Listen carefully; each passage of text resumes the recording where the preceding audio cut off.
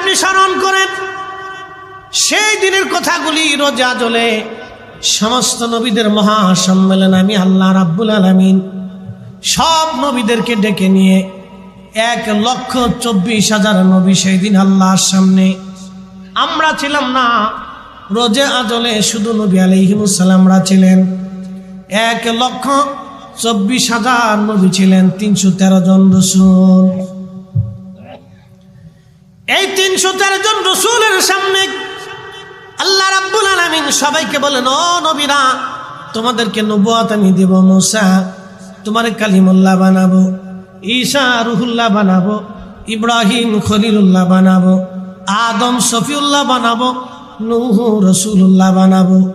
তোমাদেরকে নবুয়ত দিব, রাসালাত দিব, কিতাব দিব আর হিকমত দিব।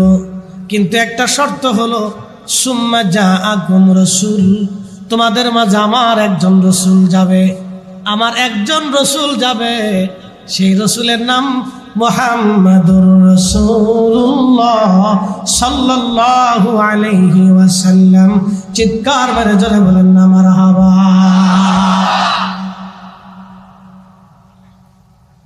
পৃথিবী উল্টে যাবে, সাগর শুকাবে, আল্লাহর কোরআন কখনো মিথ্যা হবে না। কথা বলেন, হাত উঁচা করে বলেন ঠিক কিনা? কোরআনের দলিলের উপরে পৃথিবীতে কোনো দলিল হতে পারে না। আল্লাহর কালামের চাইতে পরিশুদ্ধ কথা আর কারো হতে পারে না। আমার রব সৃষ্টির প্রারম্ভে রোজে আজলে সব নবীদের সামনে, নবীদের থেকে আল্লাহ ওয়াদা নিলেন, তোমাদেরকে নবুয়ত দিব। মুসা, ঈসা ও হারুন ও ইব্রাহিম ও ইসমাইল জাবিহুল্লাহ বানাবো। তোমাদেরকে নবুয়ত আমি আল্লাহ দিব।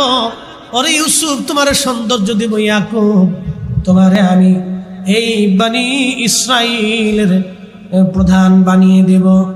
রে ইসহাক, খলিলুল্লাহর সন্তান তোমারে বানাবো। আর সুলাইমান, পৃথিবীর রাজত্ব তোমাকে দিব। দাউদ, তোমাকে আমি আল্লাহ পাক সম্মানিত করব, কণ্ঠ দিব। এমন কণ্ঠের মর্যাদা দিব, তোমার সুরে সুরে পাখিরা পর্যন্ত মরে যাবে, পশুরা মারা যাবে। এত সুন্দর সুরের লহরী শুনিয়া পৃথিবীর সমগ্র সৃষ্টিগুলি তাজ্জব হয়ে যাবে। আমি তোমাকে সেটা দিব, কিন্তু শর্ত, সুম্মা জাআকুম রাসূল, আমার একজন রসুল তোমাদের মধ্যে যাবে। সুম্মা জাআকুম রাসূলুন মুসাদ্দিকুল লিমা মাআকুম লা তুমিনুন্না বিহি। নবীরা, আমার একজন রসুল তোমাদের মধ্যে যাবে। ওই নবী সত্য সহ আগমন করবে। শুনে নাও, ওই নবীর উপরে তোমাদের ঈমান আনা লাগবে। একসাথে বলবেন আল্লাহু আকবার। না না, আরো জোরে বলেন আল্লাহু আকবার। আদম মুহাম্মদুর রাসূলুল্লাহ না মানলে আদম হতো না। কথা কন না কা? আদম আলাইহিস সালাম মুহাম্মদুর রাসূলুল্লাহ না মানলে আদম হতো না। মুসা মুহাম্মদুর রাসূলুল্লাহ না মানলে মুসা হতো না। ঈসা মুহাম্মদুর রাসূলুল্লাহ না মানলে ঈসা হতো না। দাউদ মুহাম্মদুর রাসূলুল্লাহ না মানলে ওই লহরী কণ্ঠ পাইতো না। সুলাইমান মুহাম্মদুর রাসূলুল্লাহ না মানলে পৃথিবীর বাদশা হতে পারতো না। হযরতে ইউসুফ মুহাম্মদুর রাসূলুল্লাহ না মানলে এত সৌন্দর্য আল্লাহ তারে দিত না, নবুয়ত দিত না। হযরতে ইসহাক, ইয়াকুব, ইসমাইল, জবিহুল্লাহ যদি মুহাম্মদুর রাসূলুল্লাহ না মানতো, ইসমাইল জবিহুল্লাহ হতো না। কোরআন বলতেছে সব নবীরা এই নবীর উপরে, আখিরি নবীর উপরে ঈমান আনার কারণে নবুয়ত পাইছে। তাহলে আপনারা বলেন, আদম নবী আগে না আমাদের নবী আগে? হ্যাঁ হ্যাঁ, জোরে বলেন, জোরে বলেন, জোরে। আমাদের নবী আগে। নবী সৃষ্টির প্রথম থেকেই নবী, সৃষ্টির প্রথম থেকেই নবী। অনেকে বলে এই আলোচনা অবান্তর, এগুলি আজরাবি ফাজরাবি আলোচনা। আমি বলবো, বেটা, তোমার জন্মে ভেজাল আছে। আল্লাহর কোরআনের আলোচনা কখনো ভেজাল হতে পারে না, ঠিক কিনা? কোরআনে, এই শোনেন, আল্লাহর কোরআনে একটা শব্দ কি বেহুদা আছে? আজকে এক বদমাইশির কথা শুনছি, বদমাইশ বলতেছে নবীজি 40 বছর আগে নবুয়ত পাইছে। এগুলি নিয়ে আলোচনা পর্যালোচনা বেহুদা, আজাইরি আলোচনা, বেহুদা আলোচনা, নিষ্প্রয়োজন আলোচনা। আরে বেটা, তোর জন্মে ভেজাল না থাকলে তুই কথা বলতে পারিস নাকি? আল্লাহর কোরআন নিজে আলোচনা করেছে। হযরত আদম শফিউল্লাহ থেকে ঈসা রুহুল্লাহ পর্যন্ত সব নবীরা আমার নবী সম্পর্কে উম্মতকে সতর্ক করছে, উম্মতের সামনে আমার নবীর প্রশংসা করেছে। আরে আমার রাসূলের প্রয়োজন না হলে সব নবীরা আমার নবীর প্রশংসা করত না। আল্লাহর রোজে আজলে সব নবীদের উপরে আমার নবীর উপরে মুহাম্মদুর রাসূলুল্লাহ নাম আনাইয়া নবুয়ত দেয় নাই। এই রাসূলের আলোচনাকে যারা আজেরে বেহুদা কথা বলবে, প্রত্যেকটা জন্মের ভিতরে ভেজাল আছে, ভেজাল আছে। খোঁজ নিয়ে দেখেন, ওর মা বাপের কাছে খোঁজ নিয়ে দেখেন, জন্মে ভেজাল আছে। গুস্তাখে রাসূল, দুশমনে রাসূল, আল্লাহর জমিনের দুশমন, আল্লাহর কোরআনের আয়াত নিয়ে ফেজলিন। আচ্ছা আপনারা বলেন তো, আল্লাহ রাসূলের জীবনের কোন কথা বেহুদা আছে? হ্যাঁ, একটা শব্দ কি বেহুদা আছে? একটা শব্দ কি অনর্থক আছে? তাহলে রাসূল কারীম বলেন, কুনতু আউয়ালুন নাবিয়্যিনা ফিল খালক ওয়া আখিরুহুম ফিল বাস। আমি নবী সৃষ্টির প্রথম থেকে নবী, আমি নবীর শেষ নবী, আমি নবীর আগে নবী নাই, আমি নবীর পরে নবী নাই। এই আলোচনাকে যারা বেহুদা বলবে, তারা রাসূলের কথাকে বেহুদা বলবে। এই আলোচনাকে যারা অনর্থক বলবে, তারা রাসূলের কথাকে অনর্থক বলবে। আর রাসূল কারীমের কথাকে যারা অনর্থক মনে করবে, সব পেটে জন্মের ভিতরে ভেজাল। আমি নবী না মানিলাম, কি যে ভুল করিলাম। আমি নবী না মানিলাম, কি যে ভুল করিলাম। ভস্মে ঢালিলাম ঘি, মানুষ হইয়া ভবেতে আসিয়া। মানুষের করিলাম কি, মানুষ হইয়া ভবেতে আসিয়া। মানুষের করিলাম কি। বন্ধু আমার, আমি আগে আলোচনা করেছি শানে রাসালাত, যে রাসূলের আলোচনা তুলে ধরেছি। সারা রাত্র কেন, সারা জীবন যদি ফরিদির চলে যায়, আলোচনা কোনোদিন শেষ হবে না। আহা, ওই প্যারা নবীর গোলামির জন্যে, গোলামির জন্যে সারা জীবন আল্লাহর ওলিরা আমাদেরকে দীক্ষা দিয়ে গেছেন। যার কারণে গত সৃজনরে দেখো চন্দ্র সূর্য তারা শূন্য ভরে। আসিয়া চলনিস চলে ধরা ধরে, নবী পদবিনে ভাব সবই মিশে। রহমতাল লিল আলামিন। পাইলে নিরালাই গো নবী, পাইলে নিরালাই। বলেন পাইলে নিরালাই গো নবী, পাইলে নিরালাই। ওই কদমে চুমু খাবো, ওই কদমে চরণ ধুলি মাখবো গায়। না না, এক মিনিট, হাত উঁচা করেন, হাত উঁচা করেন। হ্যাঁ, পাইলে নিরালাই গো নবী, পাইলে নিরালাই। বলেন পাইলে নিরালাই গো নবী, পাইলে নিরালাই। ওই কদমে চুমু খাবো, ওই কদমে চুমু খাবো, চরণ ধুলি মাখবো গায়। পাইলে নিরালাই গো নবী, পাইলে নিরালাই। হেই, পাইলে নিরালাই গো নবী, পাইলে নিরালাই। বন্ধু আমার, বেশি রাত্র করব না, আমি মূল আলোচনা আপনাদের সামনে তুলে ধরেছি। খুব মনোযোগ দিয়ে কথা শুনে যান, তাহলে আপনারা বলেন জিয়ারত চলবে না বন্ধ হবে? না না, আরো জোরে বলেন। আল্লাহর ওলিদের সাথে সম্পর্ক রাখবো না ছেড়ে দিব? আল্লাহর কোরআন বলতেছে, ইয়া আইয়ুহাল্লাযীনা আমানুত্তাকুল্লাহা ওয়া কুনু মা'আস সাদিকিন।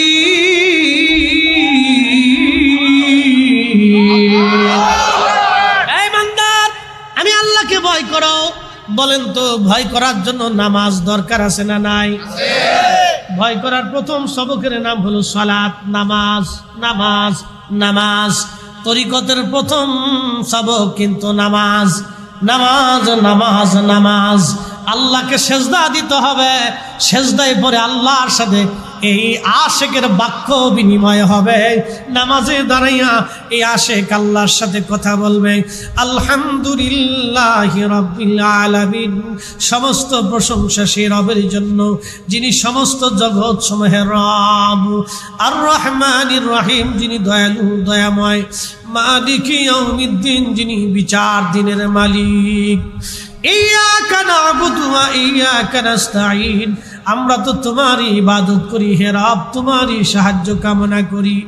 ইহদিনাস সিরাতাল মুস্তাকিম, সিরাতাল্লাযীনা আন'আমতা আলাইহিম, চালাও সে পথে যে পথে তোমার প্রিয়জন গেছেন চলি, যে পথে তোমার ওলিরা চলে গেছে, এই পথে ইহদিনাস সিরাতাল মুস্তাকিম।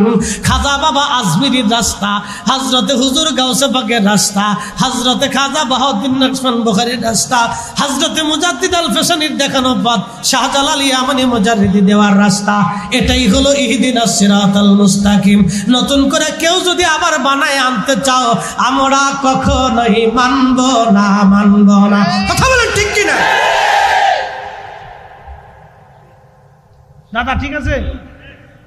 দাদা বয়স কত? এই 85 বছর বয়স আপনি বাইচে দিচ্ছেন,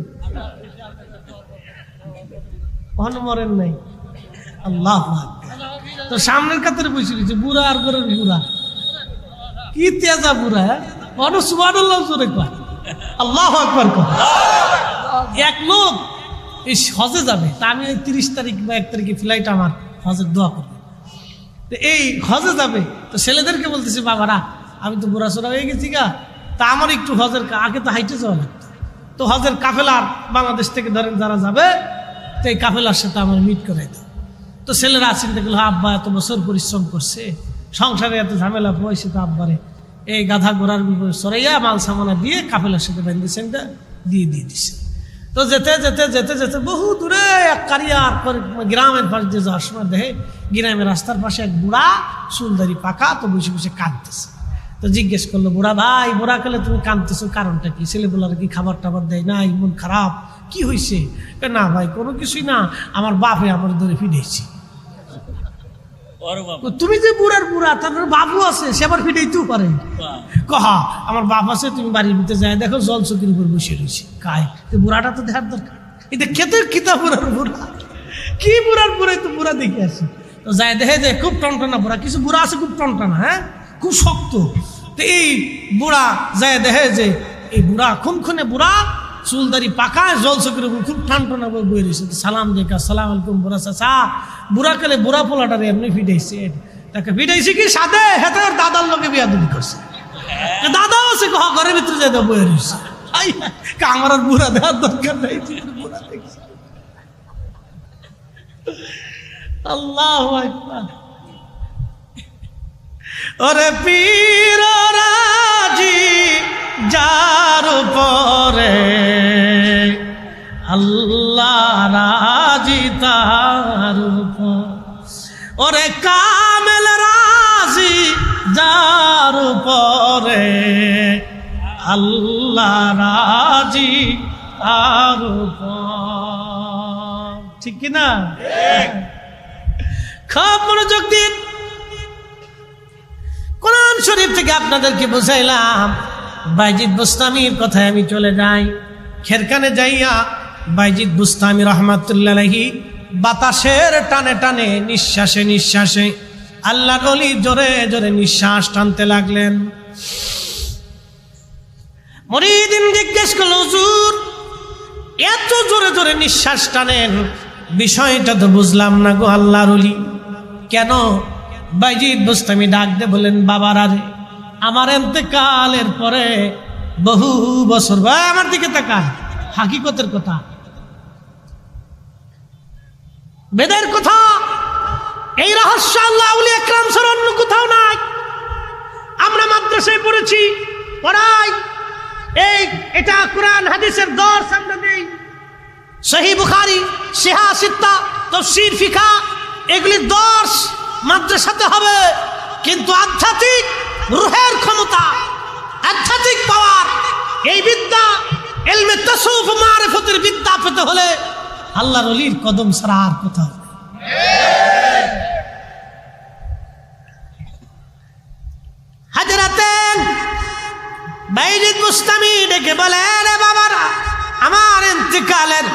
বহু বছর পর এই খেরকানে একজন আল্লাহর ওলির জন্ম হবে। তার পবিত্র সুঘ্রাণ আমি বাতাসের মধ্যে আমার নাকে ভেসে আসতেছে। একবার জোরে বলা যাবে আল্লাহু আকবার। মুর্শিদের চরণ বিহনে এ জীবন মিশে। ওরে আল্লাহ নবীর গভীর তত্ত্ব, ওরে আল্লাহ নবীর গভীর তত্ত্ব কামেলের কাছে মুর্শিদের চরণ বিহনে এ জীবন মিশে। ঠিক কিনা?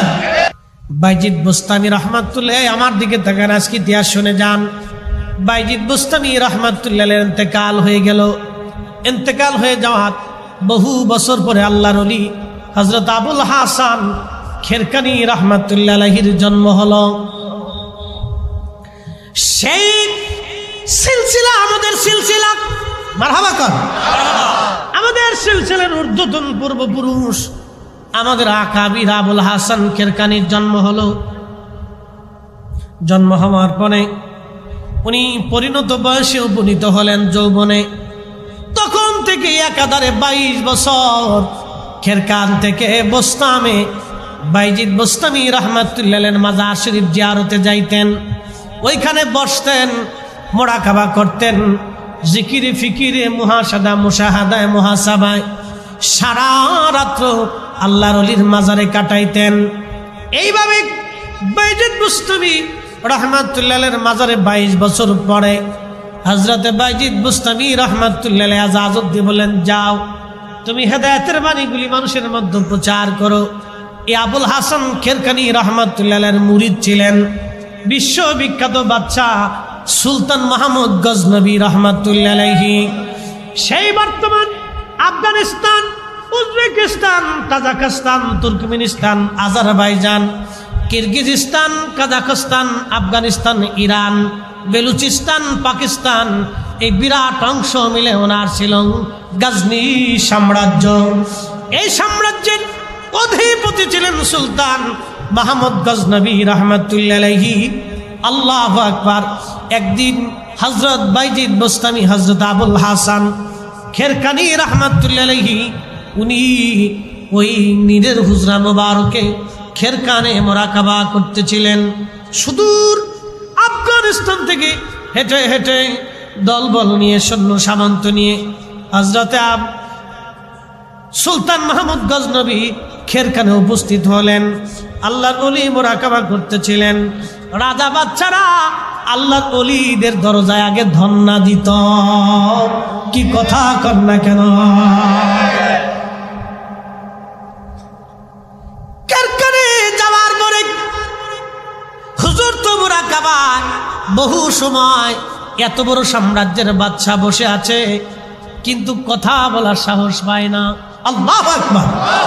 না না, হয় না, জোরে বলেন।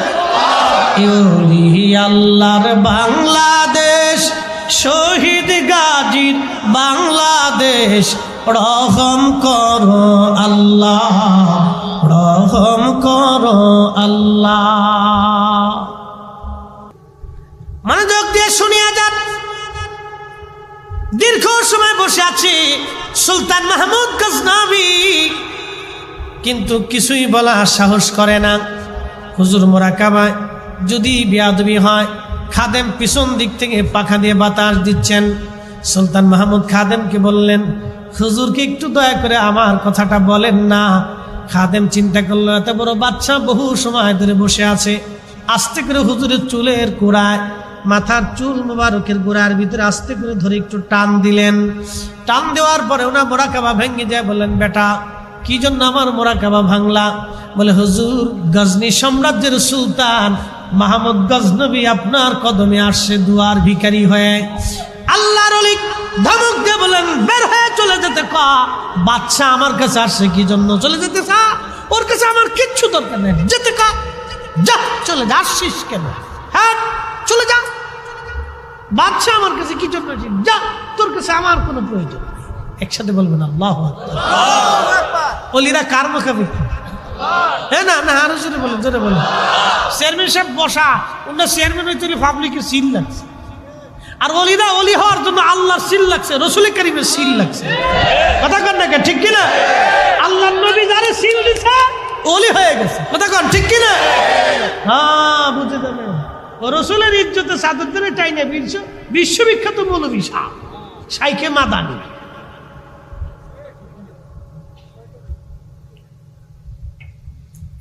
শুনিয়া যান, আল্লাহ নবীর সঙ্গে বেয়াদবি কইরা কেউ মাকাম মঞ্জিল আজ পর্যন্ত হাসিল করতে পারে নাই, ঠিক কিনা? হযরতে আবুল হাসান কেরকানি ধমক দিলেন। তখন সুলতান মাহমুদ গজনবী করজোরে বলেন, হুজুর, সুদূর গজনি থেকে আপনার কদম মোবারকে আসছি, আমি আপনাকে ভালোবাসি, একটু দোয়ার আশায় আসছি, যদি আপনি দয়া করেন আমি দুটি কথা বলবো। বলো, তাহলে কি বলতে চাও? দেখেন কত বিনয়ের সঙ্গে এত বড় সাম্রাজ্যের বাচ্চা আল্লাহর ওলির কদমে দরখাস্ত দিলেন। ঠিক এমন সময় সুলতান মাহমুদ গজনবী রাহমাতুল্লাহ আলাইহি বলতেছে, হুজুর, আমি হিন্দুস্তানের সোমনাথ মন্দির আক্রমণ করতে চাই, আপনার এজাজতের জন্য আসছি। আল্লাহ ওলি ধমক দিয়ে বলেন, বেটা, সোমনাথ মন্দির দিয়ে তুমি কি করবা? কি জন্য তুমি ওটা করবা? ওটা ওরা কাজ ওরা করুক, তোমার কাজ তুমি করো। বলে, হুজুর না, তাদের প্রতি আমার আক্রোশের জন্য বলতেছি না। আমি শুনেছি কাবা শরীফ থেকে 360টা মূর্তি ভাঙ্গার পরে ওই মূর্তির একটা অংশ সোমনাথের ভিতরে রেখে মূর্তি বানানো হয়েছে। তারা গর্ব করে নাকি এটা কেউ কোনোদিন দখল করতে পারবে না। হুজুর যদি অনুমতি দেন তাহলে আমি ওটা ভেঙে ফেলতে চাই। তখন সুলতান মাহমুদ গজনবী রাহমাতুল্লাহ আলাইহিকে তিনি বললেন, ঠিক আছে বেটা, যাও। তাহলে আমার কাছে কেন আসছে? বলে, হুজুর, দোয়ার জন্য আসছি, আল্লাহ যাতে আমার বিজয় দেয়। চিৎকার মেরে জোরে বলেন আল্লাহু আকবার। আল্লাহর ওলি বলতেছে, যান বাবা, দোয়া করে দিলাম, তবে শুনে যান, আমার এই জুব্বা, ওই তখন মোটা পশম দিয়ে বানানো জুব্বা, মোটা জুব্বা, জায়গায় জায়গায় সেরা তালি দেওয়া জুব্বাখানা খুলে দিয়ে বললেন, বেটারে, এই জুব্বাখানা দিলাম, যদি কখনো বিপদের মধ্যে পড়ে যাও তাহলে এই জুব্বাখানা হাতে নিয়ে বলবা, আল্লাহ, এই জুব্বার মালিকরে যদি তোমার পছন্দ হয় তাহলে ওই মালিকের জুব্বার মালিকের উসিলায় আজকে আমার এটা দাও, সেটা দাও। এই কথা বললে আমার রব আশা করি তোমারে ফিরাবে না। তুমি যদি কখনো বিপদে পড়ো তাহলে এইভাবে দোয়া করবা। সুলতান মাহমুদ গজনবী বিরাট বড় সেনা দল নিয়ে তিনি সোমনাথ আক্রমণ করলেন ভারতে। বুঝতেই পারতেছেন, এখন যদি ইসরায়েল বলে যে আমরা মক্কা দখল করব হজের আগে, আমরা মুসলমান কি বসে থাকবো? এই কথা বলেন, আমার দিকে তাকান, অন্যদিকে তাকাইতে হবে না। ইসরায়েল যদি বলে আমরা মক্কা দখল করব, আপনারা বসে বসে আঙ্গুল চুষবেন? যে বেটা গাঁজা খায়, মদ খায়, সারা জীবনেও একক তো নামাজ পড়ে, ও করবে, ও চিন্তা করবে আমি জীবন দিলে আমার আগে দিতে, আজকে মরে যাবো, তো আল্লাহর ঘর রক্ষা করতে হবে। কতক্ষণ ঠিক কিনা? বিরাট বড় মনোবাসনা নিয়ে বিরুদ্ধবাদী সৈন্যরাও বিরাট যুদ্ধ করতে লাগলো। কিন্তু মাসের পর মাস যুদ্ধ হয়, কোন দলের বিজয় হয় না, জয় হয় না, পরাজয় হয় না। শেষ সময় মুসলিম বাহিনী ময়দানে দাঁড়াইতে পারে না, যুদ্ধে শুধু দিন দিন পিছু হটে যাচ্ছে। সেনা প্রধান এসে বলল, বাদশাহ নামদার, এই যুদ্ধে বুঝি আমাদের বিজয় হওয়া সম্ভব হবে না, আমাদের বহু সৈন্য মারা পড়ে যাচ্ছে, আমাদের পিছু হটতে হবে রণকৌশল অনুযায়ী। কি করা যায় এখন বলেন? সুলতান মাহমুদ গজনবী বললেন, তোমরা যুদ্ধে ঝাঁপিয়ে পড়ো, যাও, আমি আসতেছি। কথা বলার পরে উনি ভিতরে চলে গেলেন, ওনার তাঁবুর মধ্যে যাইয়া ওই যে সামনের সিন্ধুকের মধ্যে হুজুরের দেওয়া জুব্বাখানা নিয়ে বের হলেন। বের হইয়া 2 রাকাত নামাজ পড়ে হাতের মধ্যে নিয়ে বলেন, রাব্বি, এই জুব্বা আমার না, এটা তোমার ওলি, তোমার বন্ধু আবুল হাসান কেরকানির জুব্বা। তিনি বলেছেন এই জুব্বার মালিকের দোহাই দিয়ে, উসিলা দিয়ে দোয়া করতে। আল্লাহ, আমি সুলতান মাহমুদ গজনবীর হাত কখনো কবুল হবে না আমি জানি, তোমার অলির জুব্বা হাতে নিয়ে তোমার দরবারে হাত বাড়াইলাম। জুব্বার মালিক যদি তোমার বন্ধু হয়, আজকে সুলতান মাহমুদ গজনবীর বিজয় দান করো আল্লাহ, মুসলমানদের বিজয় দাও, আজকে পরাজয় দিও না, মুসলমান লজ্জিত হয়ে যাবে। সুলতান মাহমুদ গজনবী দোয়া করতে দেরি হয়, আল্লাহর আকাশে দোয়া কবুল হতে দেরি হয় নাই। চিৎকার করে যারা বলেন আল্লাহু আকবার।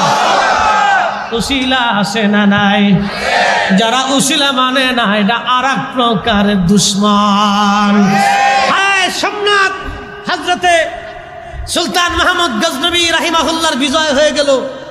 বিজয় হওয়ার পরে রাত্রিবেলা ঘুমাই রয়েছেন। আবুল হাসান খেরকানি রহমতুল্লাহ আলাইহি স্বপ্নে আইছেন।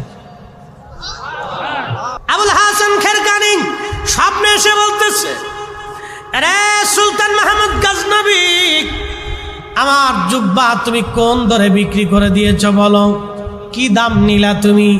বলে হুজুর, জুব্বার উসিলা ধরে দোয়া করছি যাতে মুসলমানদের বিজয় হয়। বলে বেটা, আমার জুব্বা এত কম দামে কেন বিক্রি করছ? ওরে প্রেমের খেলা এশিকের গোমেলা, প্রেমের খেলা এশিকের গোমেলা, সবাই বুঝে না আশিকার মা সুখের প্রেমের এই তো নিশানা।